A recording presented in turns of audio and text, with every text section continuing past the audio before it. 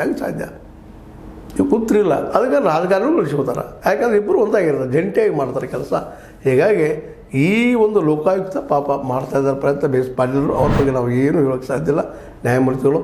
ಆದರೆ ಶಿಕ್ಷೆ ಕೊಡುವಂಥ ಶಕ್ತಿ ಅವರ ಬಾಳೆಗೆ ಪೆನ್ನಿಗೆ ಇಲ್ಲ. ಮಾತು ಕೋರ್ಟಿಗೆ ಹೋಗ್ಬೇಕು ನಾವು. ಕೋರ್ಟ್ ಅಂದ್ರೆ ನಿಮ್ಗೆ ಗೊತ್ತದ, ಅಲ್ಲೂ ಈಗ ಅನೇಕ ಆರೋಪಗಳು ನಾವು ಮಾಡ್ತಾಯಿರ್ತೀವಿ, ಕೇಳ್ತಾ ಇರ್ತೀವಿ. ಇಲ್ಲಿ ಅಲ್ಲಿ ಅಡ್ಡಾಡಿದ್ರು, ಇಲ್ಲಿ ಅಡ್ಡಾಡಿದ್ರು, ಏನೂ ಆಗಲಿಲ್ಲ, ಬರೀ ಅಡ್ಡಾಡೋದು ಅದು ನಮ್ಮ ಬಾಳೆ ಅಂತೇಳಿ ಅವ್ರನ್ನ ಅನೇಕರು ನೋಡ್ತಾ ಇದ್ದೀವಿ.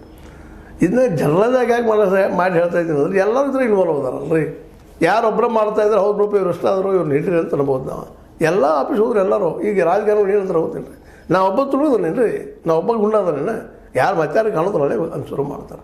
ಅಲ್ಲಿ ಹೋದ್ರೆ ಅವರು ಎಲ್ಲ ಕಡೆ ನೋಡ್ರಿ, ಅದು ನಮ್ಮ ರಾಜ್ಭವನದ ಹಾಡು ನೆನಪಾಗ್ತದೆ, ಕಾಳಿದಾಸರು ಎಲ್ಲಲ್ಲೂ ನಾನೇ ಎಲ್ಲಲ್ಲೂ ನಾನೇ ಎಲ್ಲಲ್ಲೂ ನಾನೇ ಅಂದ್ರೆ ನಾವು ಭ್ರಷ್ಟಾಗಿದ್ವಿ. ಅದಕ್ಕಿರೋ ಪರಿಹಾರ ಒಂದು ಇವತ್ತು ಶಿಕ್ಷಣ ಎಲ್ಲರೂ ಸಿಗಬೇಕು. ಹೈಯರ್ ಎಜುಕೇಷನ ಅವ್ರು ಸ್ವತಃ ಚಿಂತನೆ ಮಾಡೋಂಥದ್ದು ಬೆಳಿಬೇಕು. ಅದು ಫ್ರೀ ಎಜುಕೇಷನ್ ಯಾಕೆ ಪ್ರಪೋಸ್ ಮಾಡ್ತಾ ಇದ್ದೇನೆ ಅಂದರೆ ಈ ದೇಶ ಬದಲಾಗಬೇಕು. ಇದೇ ರೀತಿ ಹೋದ್ರಂತ ಎಂದೂ ಬದಲಾಗೋದಿಲ್ಲ. ಯಾವ ಲೋಕಾಯುಕ್ತ ಮಾಡಿರಿ, CBI ಸ್ಟ್ರಿಕ್ಟ್ ಮಾಡಿರಿ, ಯಾವುದೋ ಮಾಡಿರಿ. ಯಾಕಂದ್ರೆ ಈ ಸಂಸ್ಥೆಗಳು ಎಲ್ಲ ಆಡಳಿತಾರೂಢ ಪಕ್ಷಗಳ ಗುಲಾಮರುಗಳು. ಅದರ ಮೀರಿ ಹೋಗ್ಲಿಕ್ಕೆ ಸಾಧ್ಯ. ಈ ಶಬ್ದನ ಬಳಸ್ತಾ ಇದ್ದೇನೆ, ಗುಲಾಮರಪ್ಪ ಇವರು ಅಂತ. ಸ್ವಂತ ನಿರ್ಧಾರ ತೊಗೊಳ್ಳಿಕ್ಕೆ ಸಾಧ್ಯ ಇಲ್ಲ ಇವರೆಲ್ಲ. ಅಷ್ಟೊಂದು ಯಾವುದೋ ಬಂದುಬಿಡ್ತಾರೆ ಫೋನ, ಅಲ್ಲೋ ಸರ